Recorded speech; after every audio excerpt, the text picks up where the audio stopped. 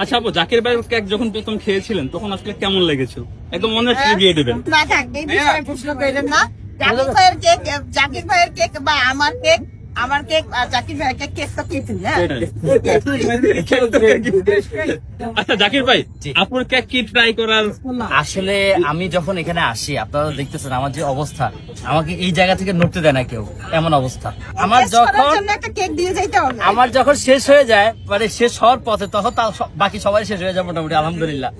আমি চাই সবাই শেষ হোক, তো শেষ হয়ে যায়। আমি আসলে ওই রকম সুযোগ পাই না যে গিয়ে টেস্ট করবো। আলহামদুলিল্লাহ ভালো হয়, আমি সবাইটাই ভালো হয়। এখানে যারা আছে, ওই যে একটা আপু গাড়ি নিয়ে বসে, হ্যাঁ, উনার কেকগুলো তো আরো ভালো, মানে যথেষ্ট ভালো। আমি শুনছি কয়েকজন কাস্টমার রিভিউ দিচ্ছে, আলহামদুলিল্লাহ। এই যে আপুরা উদ্যোগ নিয়ে আসতেছে, আমি বলি যে প্রত্যেক আপু পর্দা মেনটেন করে ইনশাল্লাহ আসেন, শুরু করেন।